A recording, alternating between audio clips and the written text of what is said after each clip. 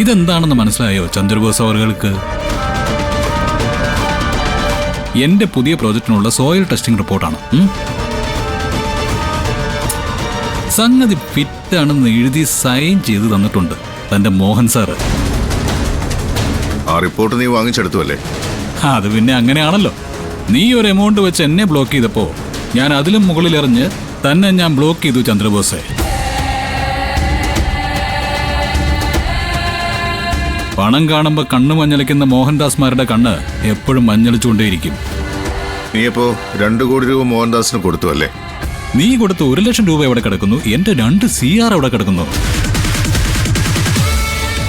വലിച്ചെറിഞ്ഞു കൊടുത്തു സാറിന്റെ മുഖത്തേക്ക്. വലിച്ചെറിഞ്ഞു കൊടുത്തു, അതും നീ. അഷ്ടിക്ക് വകയില്ലാത്ത നിന്റെ കയ്യിൽ എവിടെ നാടാ 2 കോടി? അതെവിടെ നിന്ന് ഒപ്പിച്ചു അത് പറ. ഇൻകം ടാക്സ് റെയ്ഡെന്നും പറഞ്ഞ് എന്നെ പറ്റിച്ച് നീ നിന്റെ കെട്ടിയോളും കൂടി തട്ടിയെടുത്തല്ലേ ആ പണം? ആഹാ, മിടുക്കനാണല്ലോ. അങ്ങ് ഊഹിച്ച് കണ്ടെത്തി കളഞ്ഞല്ലോ ഞങ്ങളാണ് ചെയ്തതെന്ന്. എന്റെ ബിസിനസ് തടയാൻ നീ കുറുക്കോഴി സ്വീകരിച്ചപ്പോ അതേ കുറുക്കോഴി കൂടെ തന്നെ നിന്നെ ജയിക്കണമെന്ന് ഞാൻ തീരുമാനിച്ചു. അതേടോ, തന്റെ പണം തന്നെയാ ഞാൻ കൊണ്ടുവന്നിപ്പോ മോഹൻദാസിന് കൊടുത്തത്. എന്ത് ചെയ്യാൻ പറ്റും തനിക്ക്? എനിക്ക് എന്ത് ചെയ്യാൻ പറ്റുമെന്ന് കാണണോ നിനക്ക്? കാണിക്ക്. ആ കാണിക്കലിന് വേണ്ടി കട്ട വെയിറ്റിംഗില്ല ഞാൻ. ഇൻകം ടാക്സ് റേറ്റ് എന്ന് കേട്ട ഉടനെ പണവും സ്വർണവും എല്ലാം ചാക്കിൽ വാരി കെട്ടി ഗോഡൌണിലേക്ക് കടത്താൻ ശ്രമിച്ചതല്ലേ താൻ? എടോ, അത് തന്നെയാടോ ഞാൻ അടിച്ചു മാറ്റിയത്. തനിക്കെന്തെങ്കിലും പരാതി ഉണ്ടെങ്കിൽ പോ, സ്ഥലം പോലീസ് സ്റ്റേഷനിൽ ചെന്ന് ഒരു പരാതി എഴുതിക്കൊടു. എന്താ, അതിനുള്ള തൻ്റെ ഇടം ഉണ്ടോ തനിക്ക്? കാണില്ല. തൻ്റെ ഇടം ഉണ്ടെങ്കിൽ പോലും അതിനാവില്ലല്ലോ CKCക്ക്. ഇവിടുത്തെ സർക്കാരിനെയും പാവങ്ങളെയും പറ്റിച്ച് ടാക്സ് അടയ്ക്കാതെ താൻ തന്റെ കൊട്ടാരത്തിന്റെ അലമാരയ്ക്കുള്ളിൽ സൂക്ഷിച്ചു വെച്ചിരുന്ന കള്ളപ്പണമല്ലേ അതെല്ലാം.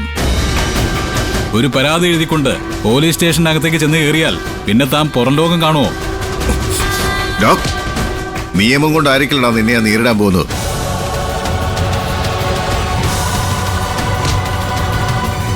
അത് വേണ്ട സാറേ, നാക്കൊണ്ടും വാക്കൊണ്ടും മതി, കയ്യാങ്കളി വേണ്ട.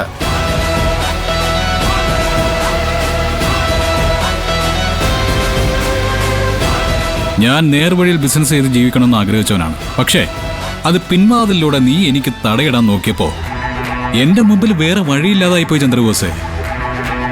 നീ ആളെ വിട്ട് ഭൂമി പൂജ തടയാൻ ശ്രമിച്ച അതേ ഭൂമിയിൽ 200 ഫ്ളാറ്റുകളുള്ള എന്റെ കെട്ടിട സമുച്ചയം ഉയരും.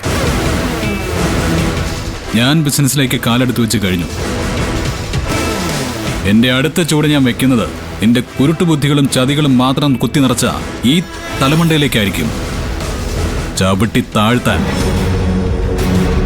അതിനി അധിക സമയം ഉണ്ടാവില്ല ചന്ദ്രബോസേ. നിന്റെ മുച്ചൂടുള്ള പതനം, അതാണ് എന്റെ ലക്ഷ്യം. അത് നടക്കാൻ പോകുന്നില്ല ഗൗതം. വലിയ ആദർശധീരനാണെന്ന് കൊട്ടിഘോഷിച്ച് നടന്നതിന്റെ നേർവഴിയൊക്കെ ഇപ്പൊ എവിടെ പോയി?